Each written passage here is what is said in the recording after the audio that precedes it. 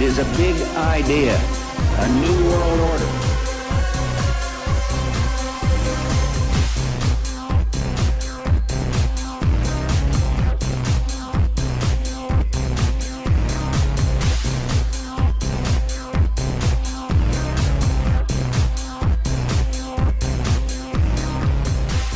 Your world is not what it seems. Alex Ansa, Outside the Box. Good afternoon, ladies and gentlemen, and welcome to a very special edition of Outside the Box. It's May 14th, 2010. Tom Horn from the state of Missouri is with me tonight from the website RaidersNewsNetwork.com. Thanks for being here, Tom. Hey, it's great to be back with you, Alex. Well, I'm glad that we're going to be focusing on one particular topic tonight, and it is transhumanism. This is something that you feature a lot of stories on your website about, you've written about as well in a number of your books.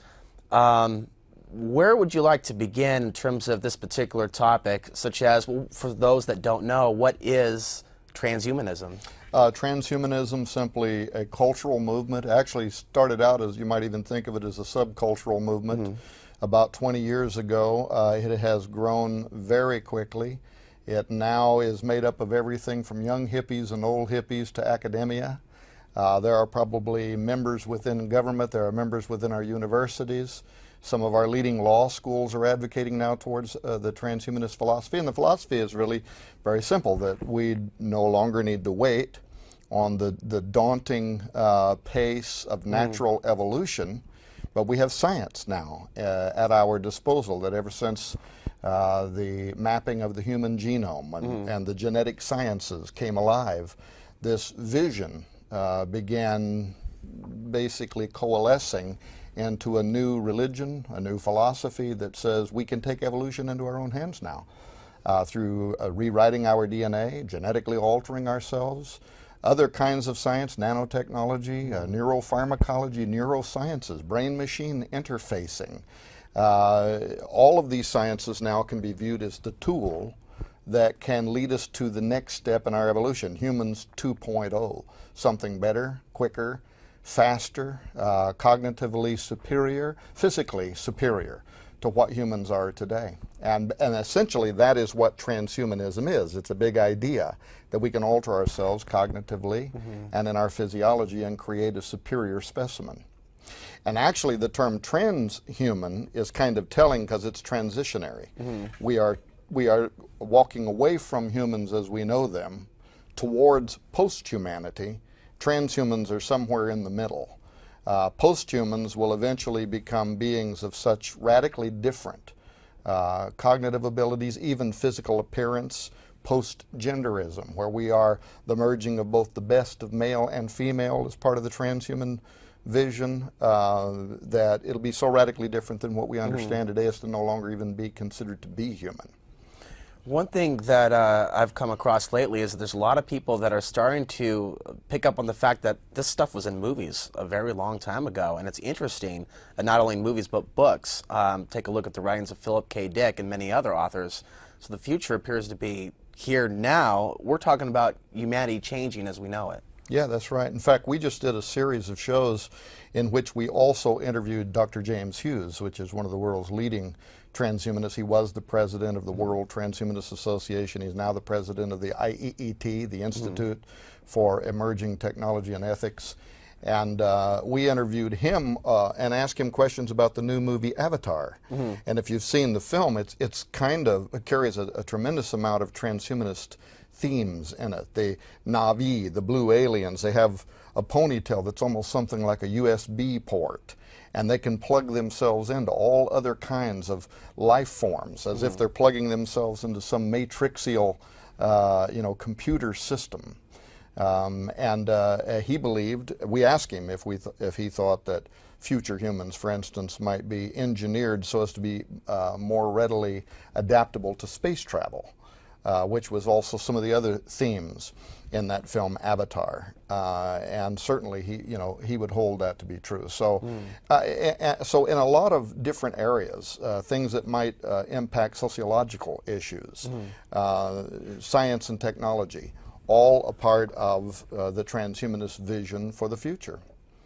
And people might be amazed. I mean, if you recall, and you probably do, and I think it was in 2006, when George W. Bush, in a State of the Union address, called for legislation to be enacted that would prohibit the creation of human-animal chimeras and other patentable forms of human life. And as soon as Obama became president, he used executive power to remove the restrictions that Bush had put in place so that federal dollars, our tax dollars, could actually start flowing into some of the research that's being hosted in some of these laboratories. Much of it, of course, under the pretense of stem cell sciences, but most of the public doesn't realize that that almost always includes, at least at the embryonic level, the creation of human-animal chimeras. So this isn't just some theory that you've concocted in your mind and in your imagination. This is factually happening. This attempt to modify life, taking stem cell research to however far they can take it, basically. And that's why, like, your website does tend to document some of these things. But this is something that's not just happening in America, is it? This is something that's fairly global in nature. It's global in nature, and the amazing parts of it. For instance, there was a press release, a Reuters news story actually, about maybe 5 months ago now, called "Scientists Want Debate on Animals with Human Genes." And if you recall, about 24 months ago, the whole embryology discussions, that were going on in the UK, and these scientists were soliciting the government for public funds to fund their research into human-animal chimeras, and the government of the UK was taking so much pressure from parts of the public over the ethics of it, they opened it to kind of a public forum. So you had everybody, you had people that were for it, against it. The Vatican had 2 bishops that were there, and the 2 bishops said, if a woman participates in these experiments by providing eggs or ovum, and then later has a conflict of conscience and decided that she wanted to raise this half human, half animal as her offspring, she ought to have the right to do so. And what the bishops, I think, were illustrating was the tortured ethics, the questions that could arise in what we are now doing literally in thousands of laboratories around the world. Some of the Jewish Orthodox priests weighed in, and they said, well, if this is a part human, part cow, how much of it would have to be human for it to be protected under our laws? And at what point would the integration with the cow then allow us to burn it as a sacrifice? So there is no way to wrap our mind, especially in a Judeo-Christian type culture that has formed the basis of much of our law here in the United States of America, for us to be able to reconcile some of what we're doing. But Alex, we're doing it anyway. I'll bet the public does not know that in 2006, the U.S. Department of Health gave a grant to Case Law School in Cleveland, Ohio, of $773,000. There was one purpose behind this. You can go and Google the original news stories and read what the purpose behind the grant was. It was to establish the guidelines and government policy that needs to be enacted for human enhancement, and how the Constitution, the Bill of Rights, for instance, might be extended to protect a human non-human. And so Max Melhelm, who was the professor of bioethics and still is, I believe, at Case Law School, was chosen to lead a team of law professors, bioethicists, genetic engineers, molecular biologists, philosophers, over a 24-month period of time. And the other part of their press release that was astonishing was they said they were going to use actual human test subjects for designing the guidelines around human enhancement as the next step in human evolution. This funded by the U.S. Department of Health. Well, the study ended in 2009. And of course, I had been waiting with bated breath for 24 months because I wanted to know in what way did they use human test subjects to try to develop guidelines around human enhancement, re-engineering humans. No report came forward, and still has not come forward. But here is what I found to be interesting, is that Max Melhelm, immediately at the conclusion of that study, started touring the United States, providing lectures at universities. And there's 2 lectures that he's providing. One is called Directed Evolution, Public Policy and Human Enhancement. And the second is called Transhumanism and the Future of Democracy. And you can go to the Arizona State University, and that second lecture is available right now as a podcast. So as long as it's on their website, you can go and actually listen to the lecture that grew out of public funding. So it's happening at the executive level by presidential allowance. It's happening through the U.S. Department of Health. As you've documented yourself on your show numerous times, the U.S. military is interested in super soldier technology and extended performance warfighter for total battlefield domination, and literally billions of dollars over a decade have flowed. And now you probably saw where the 2011 budget for DARPA includes several $million for what they call biodesign, which is the purpose of which is to create an immortal organism, and they even want a kill switch put in it in case this thing becomes a lethal force and you know, gets out of Pandora's box. Meanwhile, Iron Man 2 is out in the theaters, you know, and he's wearing the exoskeleton, so that's another promotional movie for the military. You know, Tom, another thing that a lot of people aren't aware of, just briefly go over this, is what genetically modified food could be doing to our DNA structure, in addition to these attempts to move us into this transhumanistic reality. I'm sure you've seen a lot of these studies that have come out recently, even reaffirming the damage that does to our liver, our kidneys, our organs. No, that's exactly right. And Alex, we're not going to know for probably a decade, but we are the lab rats when it comes to genetically modified foods. Those tests you're referring to, Arpad Pusztai did tests, which was suppressed by a giant corporation whom I will not name. His research was confirmed by other independent studies. Irina Ermakova did studies, and Greenpeace, as you know, has been involved with other persons who have been suing some of the corporations to try to get this information out into the public. And slowly but surely it's coming out into the public. And the thing was that the tests were done in such a way that they could have actually even been peer reviewed, in that they were done through redundancy. We did a trial, we did it again, and every time we starved rats and then set in front of them genetically modified potatoes and organic potatoes, and then open the door. They'll run to eat the organic potatoes. They don't even want the genetically modified food until there isn't any other option. And then when they eat it, their offspring is developing cancerous tumors. They're half the weight they should be. They're dying at half-life.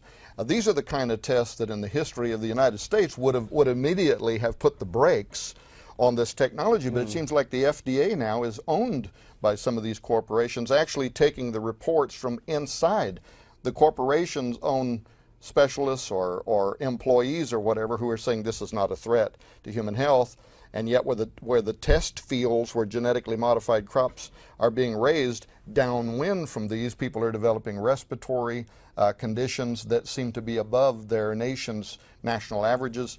There is a significant amount of material that's being suppressed right now, just with genetically modified crops. So then extrapolate what that might mean when we start talking about genetically modified animals and genetically modified humans, who also are going to be now in the environment in the very near future.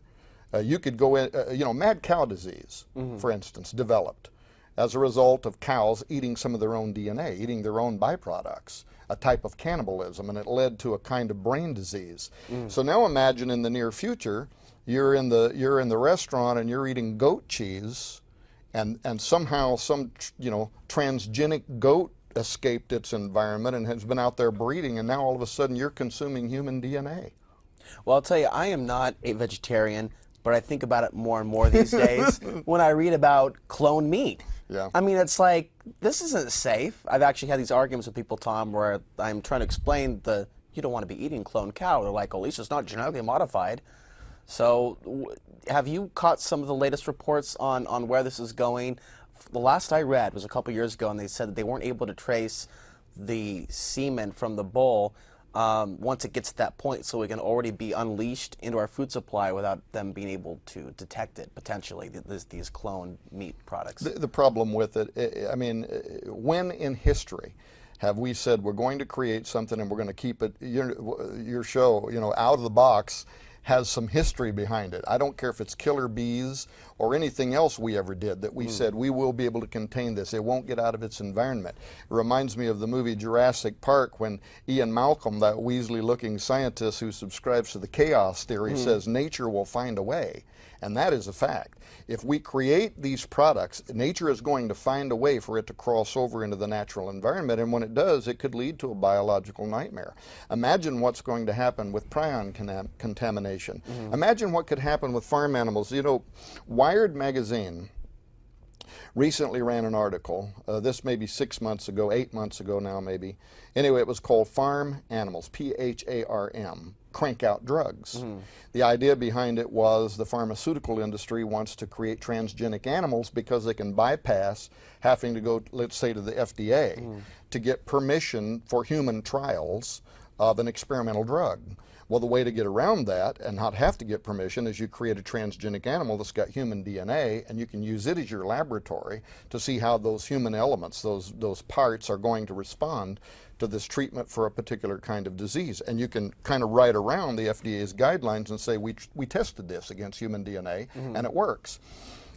So Wired magazine wanted to write an article. The writer for Wired magazine, her name was Elizabeth Svoboda.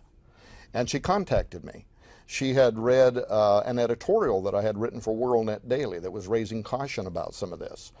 And she said, would you be willing to be part of this article, because she wanted the article to be balanced. And I said, sure. And I sent her a couple pages, maybe 10 different issues in which I thought, you know, caution could be raised. When the article came out, nothing I wrote was included. And I emailed her and I said, Elizabeth, how come nothing I provided was included? And she said, originally it was in the article, but the editors at Wired magazine censored it out because they wanted the article to have more of a positive approach to pharmaceuticals from transgenic animals, meaning that we are actually depriving the public from information that they should have in order to reach a decision in the public forum as to whether there ought to be concerns, and therefore they can pressure their legislators, they can pressure their governments to either not fund or even provide legislation like Bush was calling for to prohibit it. But there was one line that I had used, and I'll say this, then I won't stay on this article issue, but I had said we need to be cautious about tinkering with God's plan. The reason that I knew that my material was originally in the article is because it was a scientist by the name of Vandelavore. And in her material that was left in the article, she said, some people say we shouldn't be tinkering with God's plan. But she said, if we find a cure for cancer through a transgenic animal, nobody's going to be saying you shouldn't be doing that. I wanted to email Mrs. Vandelavore and suggest that she watch the movie I Am Legend with Will Smith, because it actually starts out with that very premise. You have a geneticist on a television show saying we have found the cure for cancer. And the cure for cancer turns out that they blended human and animal DNA, because some animals are more resilient to cancer, and then from that derived a vaccine. And they vaccinated all the world, and everybody celebrates because now we don't have cancer. And then the scene changes, and it's a year or 2 years or whatever down the road, and most of all life on Earth has been wiped out. Why?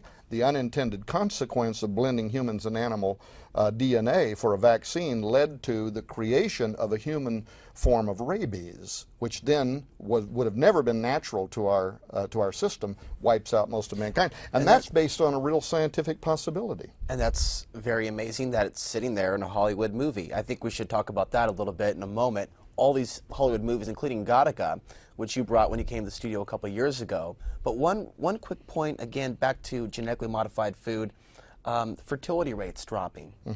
And it really becomes a moral discussion for those listening to this. The food that we're eating, not just the fast food, but the stuff that you're getting from Safeway and Fred Meyer, it's not right, and it's doing something to our offspring. And I know there's all this propaganda out there saying there's too many people on the planet, oh, we've got to cull the population. But how is it morally right for them to decide what's in our food and how it's structured? Yeah, and is there a connection? And whether or not we can eat, drink raw milk or not. That's another thing. I believe that's a human fundamental right for us to choose our own food. Right, I do too. Yeah, I mean that's a big issue. The whole fertility rate. They're saying now that it might only be a few decades until basically men are gone from the planet. If some of these rates continue at what they are now, well, what is causing that? There's also been some suggestion that even the bee die-off could be a result of pollens or whatever that are migrating from genetically modified crops.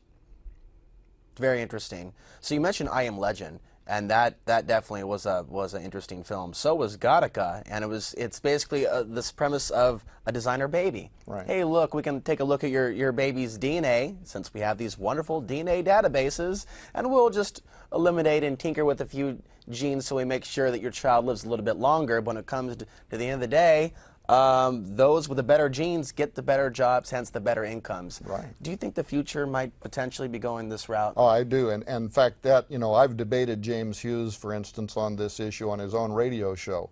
That it is going to lead to some of what eugenics was hoping to do, and you're trying to lead to an Übermensch, create a superior man. That's the goal. That's the ambition of transhumanism, and so they write about it from a democratic point of view. That's why his lecture, Professor Max Melhem, is talking about transhumanism and the future of democracy, because they're saying we've got to make sure that we don't have inequities. That everybody's going to have some socialized Obama type version of transhuman medicine in the future, so that everybody gets some of the basic benefits of transhumanism. But we know that those who have power, who have influence, who have money, who have authority, they're always going to be the ones who have more of the benefits of human enhancement in this case. And so where you already have a gap right now, that gap is going to dramatically be inflated between the haves and have-nots. But in this case, it's going to be extrapolated to an entirely different level. I mean, if you're a CEO, you own a corporation, and you're trying to remain competitive in the marketplace, and you're competing with CEOs out there who have brain-machine interfacing, they've been enhanced, they can plug themselves in the matrix, they can think, they can process data at 1 billion times faster than us naturals, you know what I mean? And you're trying to stay competitive. Who are you going to hire?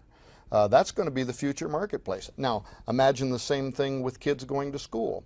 There are those who want to maintain their humanity for whatever reasons. It might not even be religious reasons. And now these kids go to school. They're always under enormous pressure anyway, especially in grade school, to want to be accepted, to want to be part. And there's the cheerleading squad or whatever, and you want to be a part of it.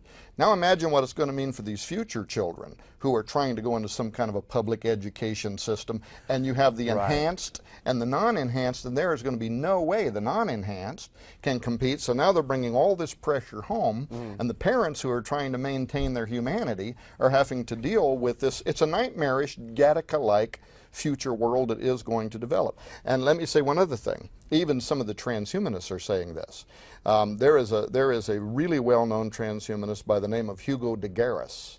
And de Garis has been doing research for several decades in both publicly and privately funded laboratories, working on the creation of an artificial mind, an artificial brain, something kind of like the Blue Brain Project. Right. But he wrote a book called The Artilect Wars, Cosmos versus Terrans. And this book reads almost like it's out of the pages of an apocalyptic piece of scripture somewhere about the Armageddon, if you will, because he's a singularitarian, so he believes, like I do, that if there isn't some intervention somehow, the Earth gets hit by an asteroid or maybe divine intervention or something that stops this, eventually we're going to reach strong artificial intelligence. And when we do, this mind is going to accumulate quickly. All known knowledge, everything that's ever been contributed to every piece of written literature that has been computerized and can be fed into this thing. And Ray Kurzweil's The Age of Thinking Machines is going to start. This thing will think and process data trillions of times faster than anything we know now. Right. That the upside, if you're a Kurzweil utopian, the upside is the very near future is going to see the eradication of disease, the vast extension of lifespans, a la Abra de Grey and the Methuselah Foundation, and we're all going to live in a happy, happy, joy, joy world. A happy, sterile environment. Yeah, a happy, well, and by the way, it's interesting you mention that, because they not only want to extend life, but they say, well, there's people that would say right now, I don't want to live to be 1,000 years old. Holy smokes, I'm already getting sick of being here. So I'll just take my natural lifespan, thank you very much. So those transhumanists respond back, Oh yes, but we're going to help you with that, because we're through neurosciences, we're learning that the portion of the brain that leads to depression also leads to euphoria, and we're going to learn how to stimulate that, so you'll just be a happy little automaton out there singing little songs and skipping around in the flowers. And this certainly sounds like some sort of a de facto deal with the devil. it is. It sounds good on paper. Hey, we're going to do this, this, and this for you. But if they cared about us so much, why are they poisoning our food, our water, and our air? It just doesn't add up if they really cared about us. Yeah, well, that's the corporations, and they don't care about you whatsoever. There have been even academic studies that have been done in the last few years that have verified that maybe only 7,000 people in the world actually control the flow of power and revenue. And I don't think, Alex, with all respect, that those people care much about what happens to you or me. To finish what I was saying about Hugo de Garis, he's saying that when the artilects, and this is a term of his invention, artilect, artificial intellect, when it comes online, it's not only going to solve our problems, it's going to start realizing that the earth only has so many resources. And if you start vastly expanding life and curing people of disease, it's not going to take very long unless you sterilize people. It's not going to take very long till you either have to expand China's 1 or 0 child policy, or as in Gattaca, you got to get some kind of a license to have a genetic offspring, or you have to move out into the cosmos. And in Hugo de Garis's mind, this same intellect will, of course, quickly resolve other technological issues related to space travel, colonization, the terraforming, let's say, of moons, whatever, and that it will make sense. Leave the earth to the humans if that's what they want, but us cosmos, that's his other term he invents, these enhanced humans want to move off-world. However, he also makes a good argument that the Terrans, meaning terra, of the earth, terrestrial, the Terrans who want to maintain their humanity, don't want to leave the earth and come into conflict with the plan of the cosmos and the artilects. And what Hugo says is that before the end of the 21st century, strong artificial intelligence will put into play a scenario that's going to develop into the next world war and will literally lead to the death of billions of humans before the end of the 21st century.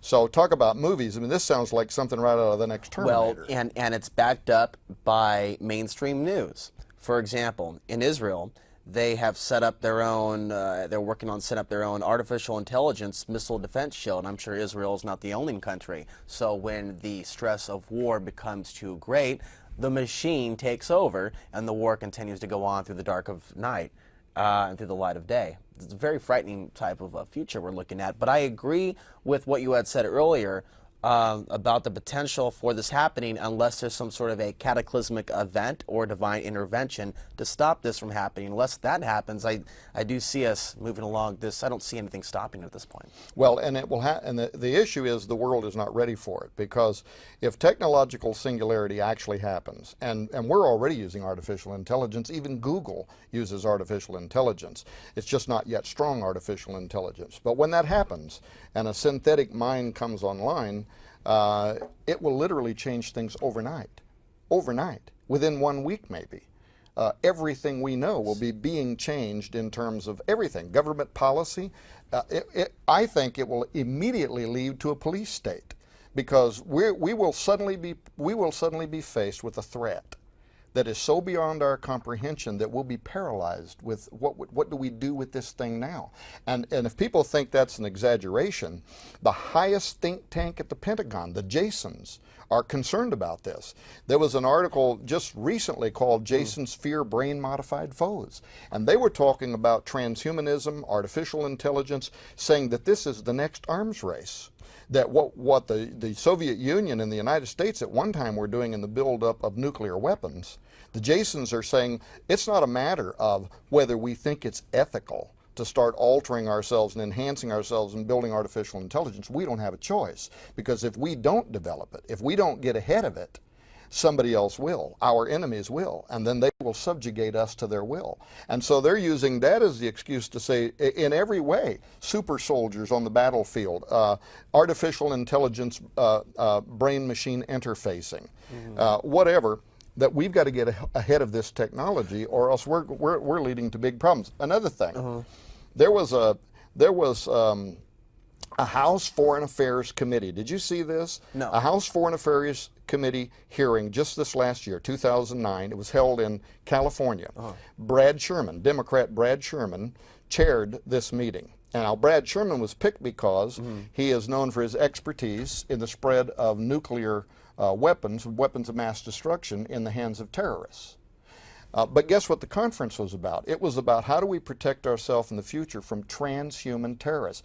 Mark Stensel, who is a writer for Congressional Quarterly, actually attended this and listened to the House Foreign Affairs Committee hearing meetings, lectures, and he left there and he said, I've never seen anything like it. He wrote an editorial for CQ saying this sounded more like a script for a Hollywood sci-fi movie. They were talking about superhumans, super intelligence, super animals, and how all of this could very soon become literally a lethal force against which we are absolutely unprepared to deal. Yeah, and in addition to that, they've also used that argument about we've got to expand these technologies before our enemies get the upper hand. We saw this with Project Paperclip in terms of the Nazis being imported to the United States, or Alan Dulles of the CIA saying the Russians will get these Nazis, rocket propulsion scientists, mind scientists that were involved in early MK Ultra programs before they were relocated here. So that's interesting. And the other thing that I was thinking about as you were speaking is that I think why a lot of people aren't aware of some of the things that you're talking about, I think it's obvious people are so bombarded today with the economy, with the fear of not surviving, economic instability around the world. We appear to be on the verge of war with Iran, which could trigger something with China. And so it's interesting to see how much they're preparing for the human species while they have us distracted with all of these other things taking place, and ball games, of course, as well. Right. Yeah. It's interesting. Yeah. Well, Tom, I guess a lot of people are probably wondering who's behind this. And I know we only have so much time, but I mean, it definitely looks like a very coordinated, organized intelligence, a very dark intelligence that wants to seize control over the species. And I know there's a lot of theories out there, but there are more people opening up to this idea that fundamentally there's something very, very wrong, and we're in the crosshairs of something. Yeah, and this is where it begins to borderline, you know, the spiritual, the metaphysical, the supernatural. And interestingly, even among transhumanists, there is the growing belief that this technology could literally lead to the opening of a doorway through which we may make contact with an intelligence that we most certainly are not prepared to deal with. And James Hughes is a Buddhist. There is now a Christian Transhumanist Association. There is a Muslim Transhumanist Association. There's a Mormon Transhumanist Association. And it's yeah, and it's because they too believe that this technology isn't just going to alter us, you know, our biology, but it may even change the definition of soul or spirit, and it may lead to contact with something on the other side. One of the leading transhumanists, Nick Bostrom, actually wrote his thesis, earned his prestigious seat at Oxford University, writing his thesis on transhumanist values. And if you go to his website, nickbostrom.com, and just pull the screen down and click on transhumanist values, thankfully he's got his thesis right online where you can read it. He talks about a great deal of things, but one of the points that he makes is that by merging ourselves with animals, we may be able to open into new modes of perception, because animals can see into areas of the light spectrum, for instance, that we can't see into. And so merging ourselves with them could open new modalities, new sensory modalities. Well, why that's interesting is because, for instance, in the Bible, the story is told of Balaam's donkey. And Balaam's riding down the road, but the donkey can see something he can't see, and that's an angel standing in the middle of the road going to take his head off. So it implies, and of course other studies have been done that show that animals sometimes seem to be reacting to something or afraid of something. A dog barking at something that we can't see seems like there might be something there. Right before an earthquake, sometimes we see disturbances with the moods of animals, or elephants in Thailand a couple years ago. That's right. But now, at Arizona State University, where the Templeton Foundation has been funding for the last several years, just a huge line of discussions on transhumanism and the future of democracy. ASU just recently launched a brand new project called the SOFIA Project. And I bet people will be surprised if they go to Arizona State University's website, click on the Sophia project, what they're going to find. Because growing out of this these transhumanist lectures is the idea now that they want to confirm and they want to make contact. That's what this project is about. And then they define what they want to confirm communication with and make contact with. Angels, demons, ghosts, the spirits of the dead, extraterrestrial intelligence, a universal mind, God. The whole list is there. And once again, who is funding the technology that will lead us to humans 2.0 and that whole transhuman future? It's being funded everywhere, in our universities, in our laboratories. It's a global phenomenon, and there's no turning back from it. So where is it going to lead us? I think Hugo de Garis may have it right. It could lead to an Armageddon, literally a battle between the forces that want to maintain humanity and those who want to destroy it. There's a lot of concern that we are currently witnessing some sort of implementation of Project Bluebeam as well, with these holograms that are being seen in the skies. For example, the pyramid that was rotating above Moscow recently. We've also seen strange craft in China that don't look entirely real or physical, but to the naked eye, they could appear real. So we've also entered this realm of time, Tom, where we can't necessarily trust our own eyes. Some of your thoughts on this explosion, and I'm not saying UFOs don't exist, but this explosion in sightings that aren't necessarily appearing to be completely legit. No, you know, I've read about Project Bluebeam in the past, and I also know that they've made great advances in holographic imagery. You might remember some of the funding that was the weapon was called the Voice of God. Studies in cyber warfare and cybernetics, psychotronic warfare. And what is interesting now, you know, DARPA had spent a great deal of money developing a particular kind of microchip some years ago that could be implanted intracranially so that then they would be able to control, let's say, a soldier or a person. The Rambo chip, was this similar to that or a different? Well, it may have been similar to the Rambo chip, and I can't for the life of me right now remember the name of it, but it doesn't matter. But what is important is that now the technology is leading to extracranial manipulation of brain waves.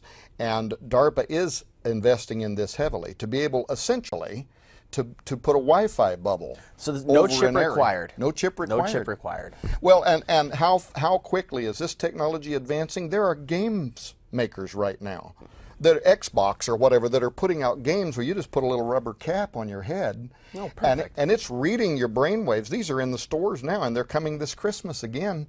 And you can literally play a game by looking at the computer screen and thinking about it. So we have come so far in decoding the neural processes of the brain, the secret language of the brain, that now we can read the signals, and then we can transmit them remotely to a computer that then puts it in computer language, decodes it, puts it in articulate computer language, so that we're telling a game system what we do or do not want it to do just by thinking about it. Well, if games makers are that advanced, imagine how far advanced the DARPA, the Defense Advanced Research Projects Agency, the U.S. Air Force, the U.S. Marines, and other advanced cultures around the world are right now in military technology, being able to remotely access and control, stimulate, and manipulate brainwave activity.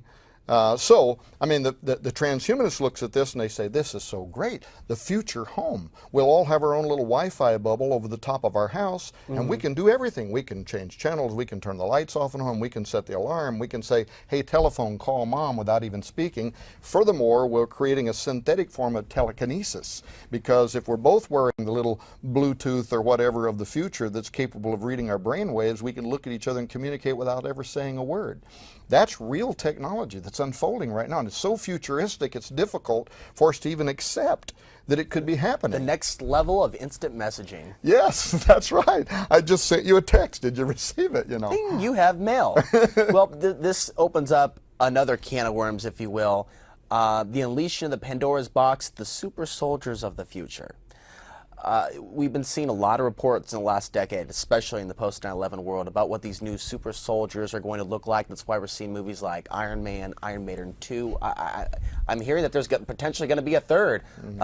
But we are talking about future soldiers. Now, what are some of the characteristics or traits that we're reading about what they would like to develop in the future? I've heard different things ranging from special suits where they can jump over large walls, hit through the walls, and then there's the actual manipulation of course, the human himself, so he has superhuman-like capabilities.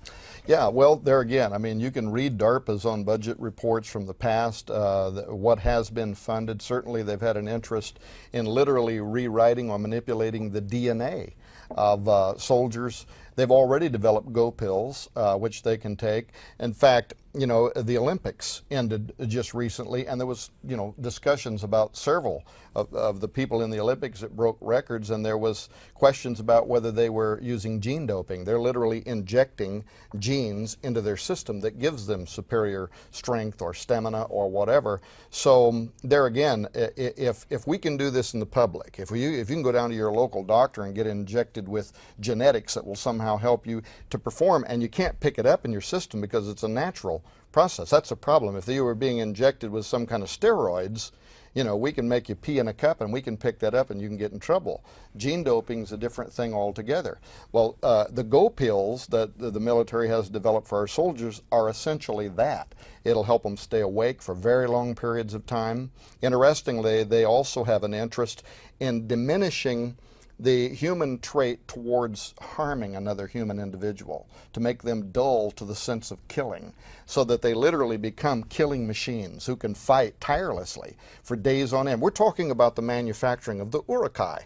That's what we're talking about, creating literal killing machines that have been altered genetically for total battlefield domination. But there's also going to be a non-military application of this technology, either by accident or by purpose, and within transhumanism they intend it to be intentional, of course. The Birkbeck Law School, picking up on the House Foreign Affairs Committee meeting, saying we've got to get ahead of this technology because these are going to be future threats on the street, not just overseas on a battlefield. These things are going to be here, and they're going to be powerful, and we have to learn how to deal with them. The Birkbeck Law School, which teaches crime scene analysis, crime scene investigators, recently put out a press release in which they said they're going to have to develop courses for crime scene investigator students in the future to learn how to analyze a crime scene that has been perpetrated by a human non-human. Because let's say that you have a serial rapist, but he's part wolf, or he has some of the genetics of a wolf. Everything about him might not fit our understanding of forensics. What a freaky possibility. Our understanding of profiling. Yeah. But it's serious enough that the government's actually funding committee hearings on this to prepare for the future. Wow. It just boggles the mind. And we see movies such as Star Wars, Attack of the Clones, which raises other questions, since we've seen so many things implanted in movies that have later come out in reality, come into manifestation.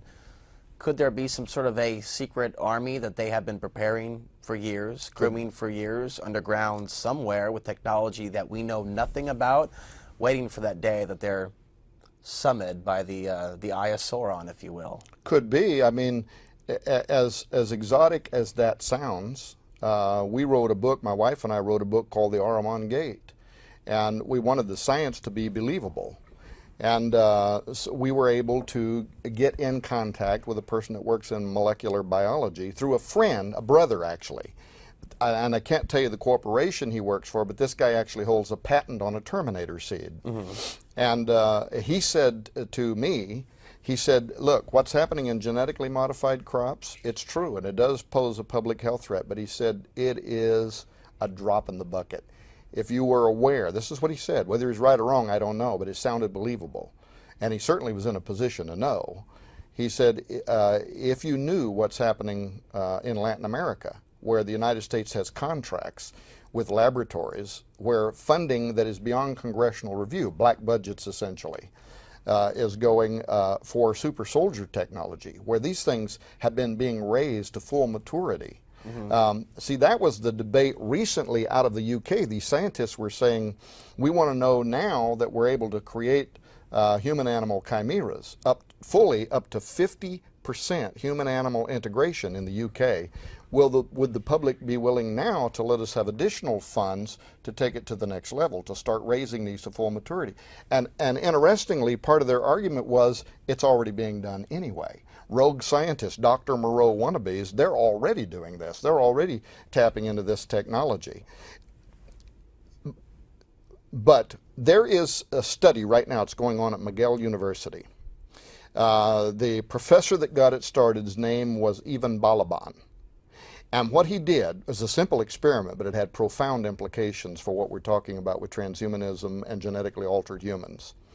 He took brain matter from developing quails, and he put it into the developing brains of chickens, embryonic chickens, and then he grew the chickens, and the chickens exhibited head bobs and vocal trills of quail. And why that was important was he was able to show that complex behavior patterns can be transferred from one species to another species. And the implications behind that via transhumanism and altered humans means when we start blending ourselves with animals, we're not just going to make ourselves stronger. We could literally start altering behavior patterns in very, very complex ways. Humans could start developing a bloodlust for blood like some animals have. I mean, we could literally be talking about lycanthropes. Is that the most insane thing? But then add to that a new field of science through perfecting organ transplantations over the last decade. We've gotten better and better at keeping people alive. And you've probably heard of cellular memory transfer, where people who are having large organs donated and recipients put in their bodies and they're staying alive are suddenly experiencing memories that are not native to them. Right. And complex behavior patterns. They suddenly want to smoke menthol cigarettes and they never did before. Or you know, they've always been very conservative, and all of a sudden they want to get involved with every immoral behavior on earth, right? And there's almost 400 case studies now that are making a connection between the donor organ they received and the person who died and left those organs behind. They're actually connecting that some of these memories seem to belong to this person, or the habit that this guy had. He likes to drink a certain kind of beer and smoke a certain kind of cigarette, and all of a sudden this person that never knew him starts developing the same behavior patterns. And what this is saying is that long-term memory storage may not work the way we've historically said, that there's a certain part of the brain, for instance, where long-term memory storage is held. That's true. And maybe it's being held in our DNA, which would provide a longer-term template for that memory to be stored. Well, if that's true, Alex, what's going to happen when we start going into the local genetics lab saying, you know, I've always wanted to be part monkey, you know? It's just the superficial way that transhumanism is looking at this, the utopian idea about the future. Doesn't even scratch the surface on the exotic, complex, unethical, if I can use that term, issues that we're describing. And yet, as you said, designer children are already being made. This week, a child was born in Britain that has 3 genetic parents. Really? This week, scientists are now discussing how they think they can make a third helix. Why only have 2 helixes when we can have a third one, and the third one can take control of the first 2. Those ones that God made aren't quite getting the job done, so we'll create one that man can take control of. It boggles the mind. There's something else too that I want to see a connection made here, at least to understand how we got from Nazi Germany to this point. We saw the implementation of eugenics. Even before Nazi Germany became a vehicle of tyranny throughout Europe. Eugenics, thanks to Francis Galton, the cousin of Charles Darwin, I believe, already had this philosophy spreading throughout Europe, those that are the higher class and those that are the lower class. And all of a sudden, 50, 60 years later, transhumanism is being talked about on a regular basis. I just look at Wired magazine today. So how did we get from eugenics to transhumanism? Is there a connection here with some of the same powerful either banking families or bloodlines? How did we get from that to where we are today? Yeah, certainly could be. Obviously, eugenics was, the whole idea was to create a superior bloodline, improve the human gene pool by encouraging breeding among those families that you're talking about, some of the wealthy Europeans and whatever, while at the same time discouraging breeding among, the unwantables. And if we couldn't discourage them from breeding, then for a long time we would simply sterilize them, and we'd write laws around why we were doing it. Right, just 70 years ago, 80 years ago, there'd be a picture of someone, and based on the size of their jaw, the size of their nose, particular ethnic groups within Italy, these are more likely to be rapists or killers based on how they look, correct? Right, yeah, that's exactly right. And that's a piece of our history, again, that, most Americans don't realize that even up until recent history. I think in the 70s, the last of these laws were actually being, taken off the textbook.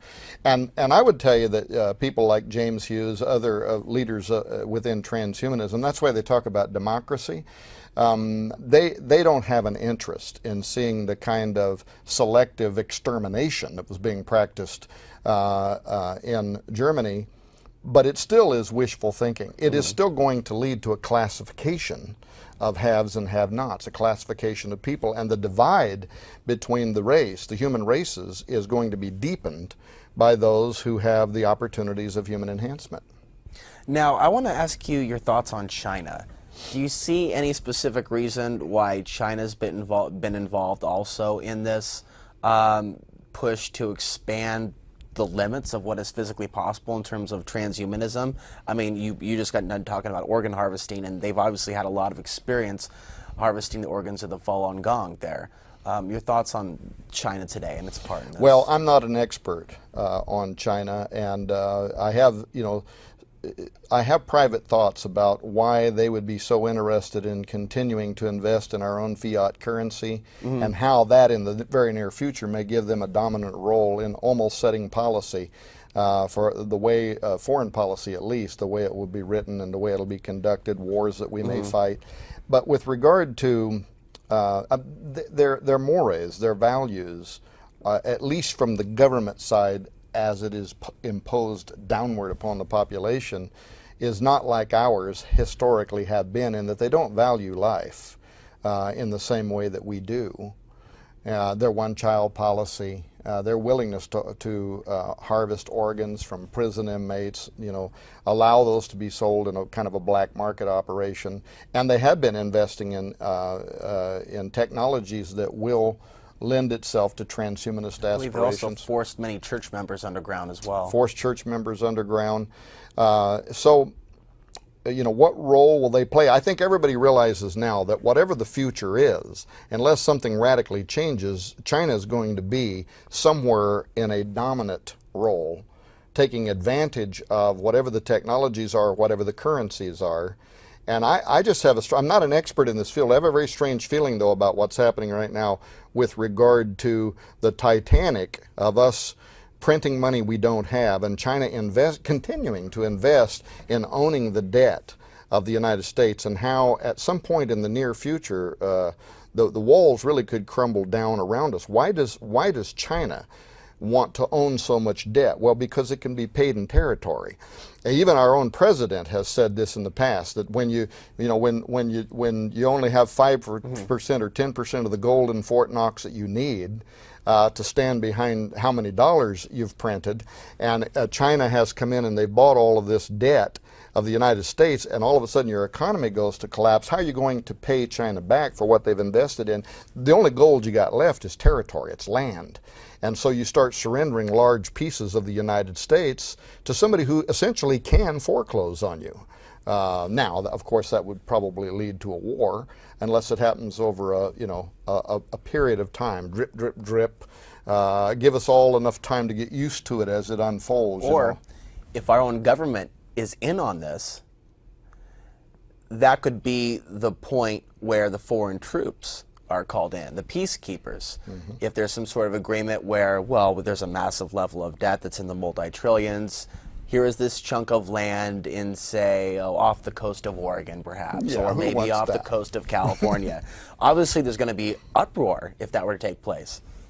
Yeah, how it relates to transhumanism. See, you're the expert on this, and as I understand it, maybe it's a secret. You probably will be producing a film at some point in the future on this, and I can't wait to see it. But I'm certainly not the expert that you are on that matter. Well, hopefully, when I get the film done, it'll shed some light on this and hopefully connect some new dots. But I think a lot of these things that we're talking about are coming together at this particular point in time, where there are many different particular challenges and outcomes. And I think really it's a matter of how we respond to these challenges that'll dictate what the future really holds. I mean, on a philosophical note, I think there's some things that might potentially be predestined, but yet there is still potentially an ability to change some of this if we were to get active, if we were to start speaking out against these things. Yeah, and you know, to that end, I mean, I have to tell you as an old guy, I'm really happy with some of what I'm seeing happening here in the United States right now. The Tea Party movement, the counterculture movement. See, I remember the days of the hippies. I was a hippie. Can you imagine that? I had hair down to here. And I still recall my buddies, you know, out in the middle of the road, come on, Tom, let's go to Woodstock. Well, this was certainly just a ragtag group of kids, but it started happening everywhere. It was Haight-Ashbury. You went to Woodstock? Huh? I didn't get to go, no. But I'm saying I remember them in the middle of the road saying, "Come on," and I couldn't go. Oh, you got to be there. Well, I wish now I would have went. But the point is, it was a cultural phenomenon. It was a grassroots awakening. You couldn't have manufactured it, and it certainly wasn't the established power structures that were making this happen. No, I don't believe And that. my entire adult life, I have been waiting for a moment. I've been out there like you, Alex. I've been out there sometimes preaching to I don't know who, wondering if anybody's even listening. I remember when I preached the Religious Broadcasters Convention 1991, and I said, if Americans don't wake up and teach their kids how to think, we will have a dictator in this country within 10 years. Well, that fell like a lead balloon. All these evangelicals sitting out there like, oh my gosh, is he back on that again? Come on, let's get to Denny's. I want to eat some breakfast. So many years I've been waiting, and all of a sudden, just kind of like from out of nowhere, you've got a patriotic movement in this country, and it's happening, and it's spontaneous. And what's hilarious is as the Democrats try to own it, the Tea Party movement, and I'm not just talking about the Tea Party movement, but that puts a face on what I mean by this grassroots movement. They don't want the Democrats to own them. So now the Republicans come in and they put 2 or 3 of their speakers out there on the platform and they try to take ownership of it. And but the movement is still rebelling against that because it's not a one-party movement. It's much bigger than that. It's we have a problem in our government. And if we are going to stop the path that we're on, we better do it now. We may be the last generation and the last hope. Well, for whatever reason, the hippies believed that they could make a difference. If for 1 minute they would have thought about it, they'd have probably gave up. But they were too dumb, if you will, to know that they couldn't make a difference, and they were too energized to believe that they couldn't make a difference. And I'm using dumb tongue-in-cheek. That was what the establishment thought of them. But they did make a difference. They changed executive law. They brought home. We'll go and cut that. Go ahead, Tom. Are we out of time? Well, we're going to keep it going, I think, for about a good half hour or so. Probably continue on here. Well, how long have we been here? What time is it? We got about 1 hour in. We could I can edit that part. Okay. So we can go ahead and treat this as a break then, Bill. Okay, so how much longer do you think before Well, she's got us on a schedule. We're actually supposed to be at McMinimans. 3:43. Oh, we're good for a few moments. Okay. You're good for more like a 10-minute wrap-up? Okay, 10 Let's do a minutes, 10-minute yeah. wrap-up. Okay. Where were we? Okay, you heard that, Bill? That we're wrapping this up in the next 10, so pick up where you left off at. What was I saying? I have no clue. No, you were talking about grassroots movement, and then, yeah. Oh, these just a young ragtag group of kids, hippies, musicians, but they became very interested in social issues. So, you know, you've got at Woodstock, you know, you've got country Joe McDonnell or whatever singing, pick up your gun, we're going to have a whole lot of fun. It's 1, 2, 3. What are we fighting for? Don't ask me. I don't give a damn. The next stop is Vietnam. And saying such caustic things. You can be the first one on your block to have your son brought home in a box. They were just in your face with their attitude about what the government had done, getting us embroiled in a war that we never should have been in the first place, or at a minimum, we should have at least gave the armament support and backup to get the war won, not put them there and then start cutting off their funding and making a big political issue. This is what politicians always do, and it always burns me that we put soldiers in harm's way and then we start, you know, doing the political two-step, testing the air. And of course, we've had generals on the battlefield that have come in conflict with our own presidents over issues like this and drew a line in the sand. Well, in any case, I've been waiting. I've been waiting and waiting year after year after year, and there is something now that is happening, and I love it. I don't even really know where it's going, but I love the attitude behind it. And what I would tell every young person out there that's listening to this, not to listen to their government right now. When they start trying to stereotype you as being unpatriotic because you're willing to stand up and challenge the status quo from the establishment or from the government, that is baloney. Patriotism is exactly what they're doing. Patriotism is standing up in defense. When we broke away from a dictatorship known as Great Britain and came here, that's what we fought and died for. Our liberty, our freedom, the right to say what I want to say. Obviously, restrictions. You don't run into a giant building screaming fire, fire, where somebody's going to get hurt. But I love what's happening, Alex, and it's your generation. To me, it is the coolest thing I have seen in a very long time. I'm glad that people are finally waking up, and they're not going to take it anymore. Well, that's a very good thing. This is a very unique time to be alive. Instead of looking back at the past, wishing that it was late 60s again, which some people do, I don't believe that in this car of life, in this journey of life that we're on, that we could spend our lives looking in the rearview mirror. We can only go forward.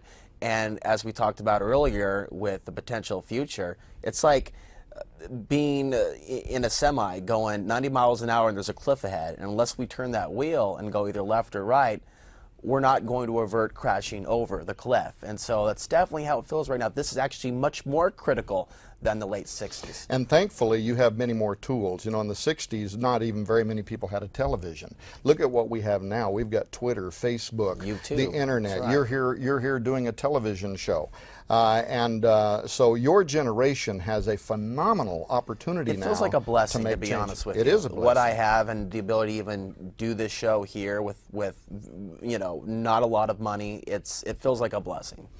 It is a blessing, and I'm glad you're doing it, and I'm glad that actually you've been out there for years ahead of a lot of people your age. You've been a groundbreaker. You've been a way paver, and thankfully you have. And now a lot of others are following you, and I'm glad they are. Thank you. Well, Tom, thank you very much for coming on. Hey, Alex. What can we expect from you in the future? Future speaking engagements, websites that you'd like to promote, things you've got coming up? Well, people can continue to go to Raiders News Network every day, and if they keep coming back, they'll realize we're not really as radical as we first appear to be, and frankly, they may learn something about the future of technology, transhumanism, where we're going. We're working on another book right now. We're working on a new national conference. Actually, just chaired a meeting in which we got the movers and shakers to agree with us. It's going to be happening out of Branson, Missouri. Be a lot more information forthcoming about that in 2011. Also, there's a new artist movement called Artist Expressway, and they can go to YouTube right now and type in Tea Party National Anthem or something like that, or go to artistsexpressway.com and see one of the first YouTubes up there called Freedom. And here again, it's artists who are taking the very issues that you're talking about, but they're not talented to do television. Their talent is singing or playing an instrument. And even the artist community is starting to wake up and saying, this is the talent we have, and we can use this to make a very social, positive piece of commentary right now. And the whole song Freedom is, you're not going to shut me up, you're not going to back me down, and you're not going to take away the future of my child. Well, it's not just about this new renaissance. I think we're going into doing it one way. Humanity's too unique for that. There's a number of different ways we can express our creativity and imagination, and I think that's exactly what we're doing. So I'd like to thank you again for coming on. Have a good, safe trip back. For those that want to learn more about Tom Horn, Google him and YouTube and Google, and on the internet you'll find a lot of information as well. Also check out his new book, Apollyon 2012, also very interesting stuff. Until next week, I'm Alex Ansa reminding you that the path to the ultimate truth still starts in one place, and that's within. Stay safe. Good night.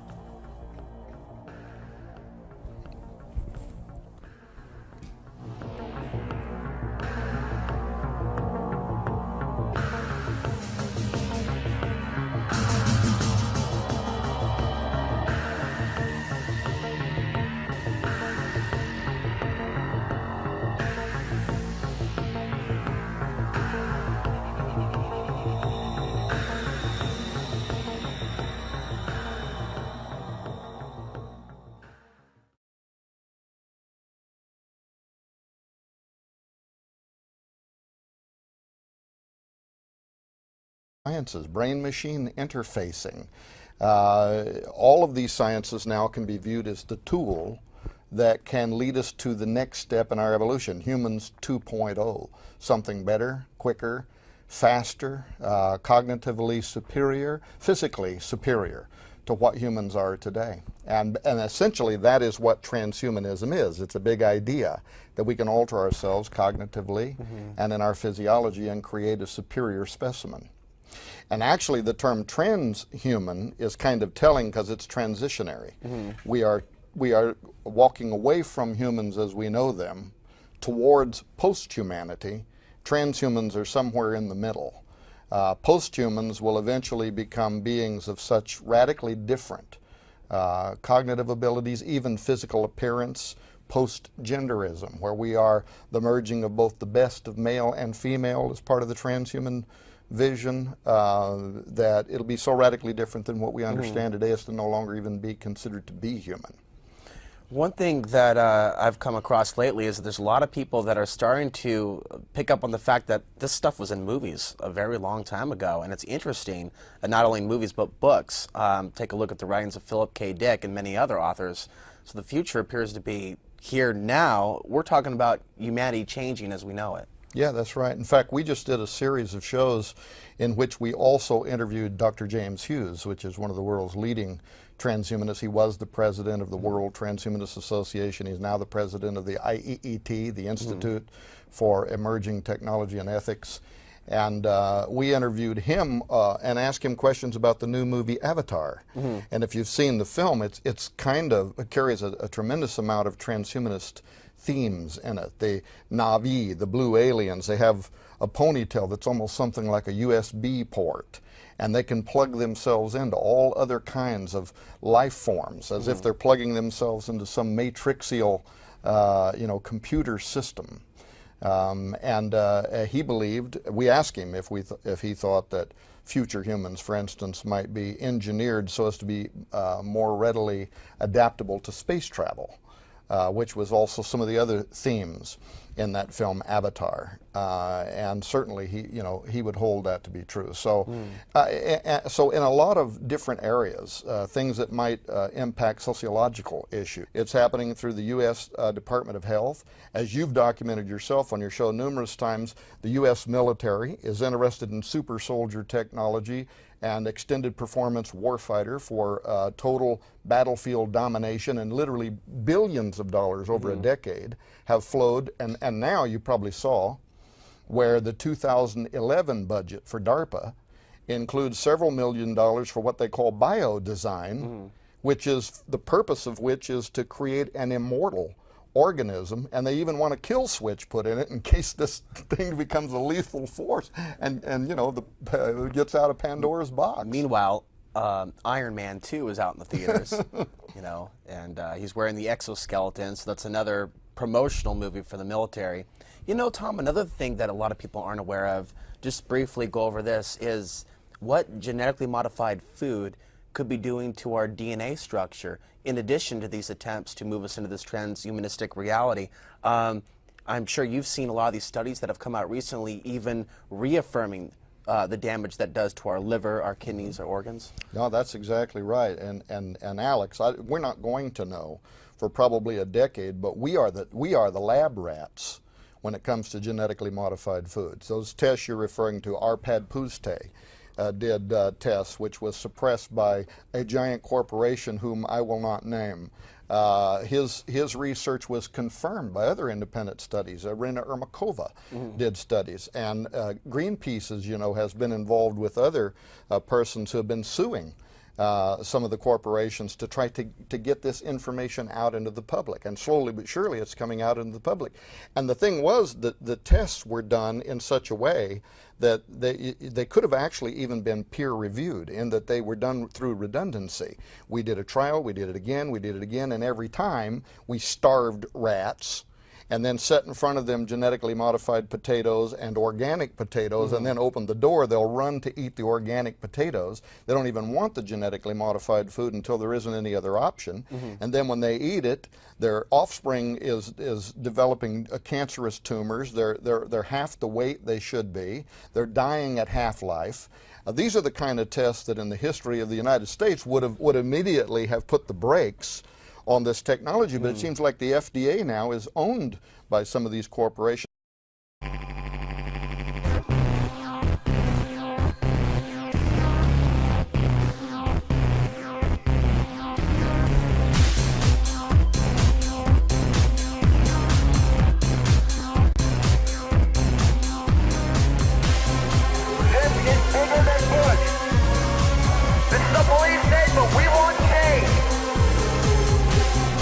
It is a big idea, a new world order.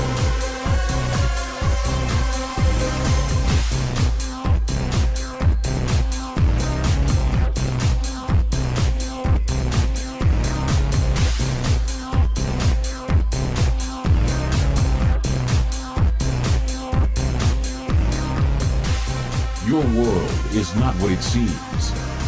Alex answering. Outside the box.